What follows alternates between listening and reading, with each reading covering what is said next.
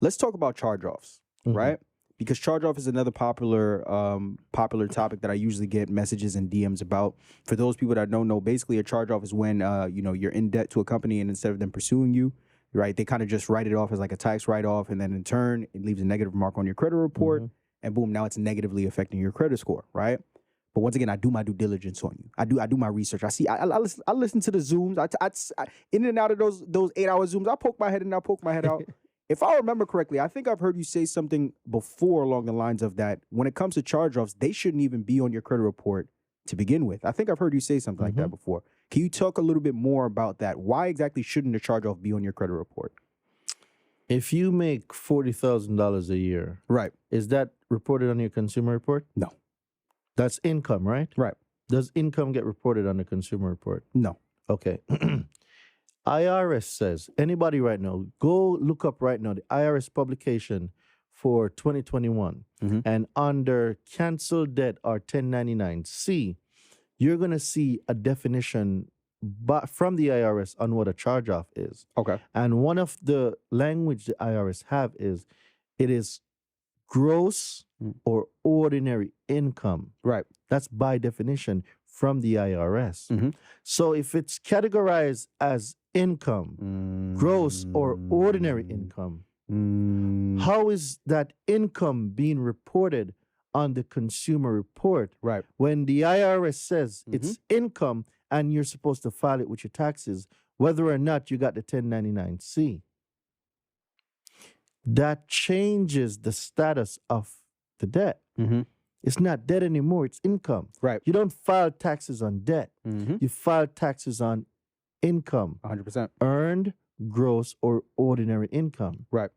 So now, if 15 USC 1681 S2 prohibits furnishers of information to report anything that they know is inaccurate or have reason to believe is inaccurate, how can you not dictate what gets reported? If they are prohibited by law to delete or not to report any information, go to 15 USC 1681 S2. 15 USC 1681 S2. S2. This is going to get fun. Responsibilities of furnishers of information to consumer reporting agencies. You want me to start from the top? Oh, please go right ahead. So, duty of furnishers, of information to provide accurate information. To provide what? Accurate information. To provide what? Accurate information. What does accurate mean? Accurate means on point. It's 100%. There's nothing All about it that's values correct. All facts. That's what it means. It's all facts. There, right? To provide accurate information. Let's go to prohibition, reporting. Prohibition. Right. If your mom says you are prohibited Can't do it. You can't do it. That's what it means. You can't do it. And if you do it, I'm going to thump you. I'm going to thump you. That's what it means. Go ahead.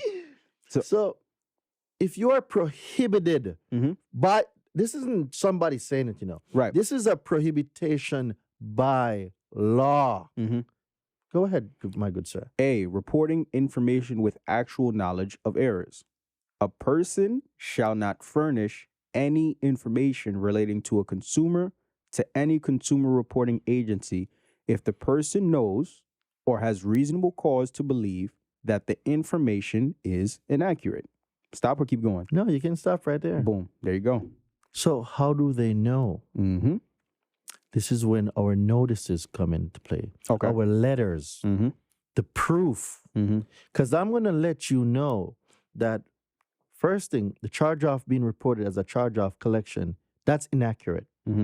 I'm telling you it's inaccurate because it can't be a charge-off collection. It's either a charge-off or a collection. Right. Not only that, the IRS says this is income. Income does not get reported. Right. Why are you reporting an inaccurate account? Because I'm filing it with my taxes. This is income. It can't be income and debt at the same time. Right. Unless you know something that I don't. Or somebody knows something that I don't. Right. I don't know of anything being income and debt at the same time. It's either income or it's debt. Right. And if the IRS says, which is the biggest CPA in the United States of America, 100%. says this is gross or ordinary income, How is this corporation going to put it on there as debt? Right. And it's not. So now you are furnishing inaccurate information. Mm-hmm. And now it brings you to 15 USC 1681 S2, Mm-hmm. where you're prohibited Mm-hmm. from reporting inaccurate information. Mm-hmm. So what charge off are we talking about? Get it out of here. Skedaddle. Take it off. Take it off. So Right. this is the power of the law. Right. The law can be a powerful tool for you, or it can be a scary thing for you. Right. As a man thinketh in his heart, so is he. Mm. So if it's called consumer law. Right. First of all, it's made for you. Mm-hmm. It's consumer law. Mm-hmm. Why not use it? Mm-hmm. Why not? Mm-hmm. Mm-hmm. So what I want people to comprehend, when I talk about my mentorships and I talk about my do you know the amount of late payments we got deleted, charge off, bankruptcy? Mm-hmm. I had this one mentee. She's been struggling to delete this charge off for almost 3 years. Crazy. She joined the mentorship. Boom, it's gone. Like that. One of my guy had a late payment for Mhm. 2 years. Mm-hmm. Boom. There's this other dude. He's not in the mentorship, but he said, yo, Darain, I watch all your content and I've sent out your late payment letter. I bought it from the website, sent out the late payment letter. I've been dealing with this late payment for like 3 years. Mm-hmm. Gone. And he's like, whenever I put my funds together, I'm joining the mentorship. Mm-hmm. And that's free game, bro. Mm-hmm. The law is the law. You see, when these corporations rebut and they say, oh, we can't do that, their job is for you to lose hope. Mm-hmm. You do credit repair. I do. How many times have you gotten stall letters? Mm-hmm. Yeah, all the time.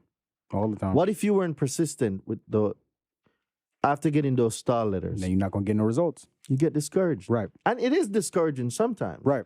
Because they're going to put some stuff together. Mm-hmm. But because you know Mhm. what you know, and stall tactics are not going to stop you from getting the results for your clients. People are depending on you. Right.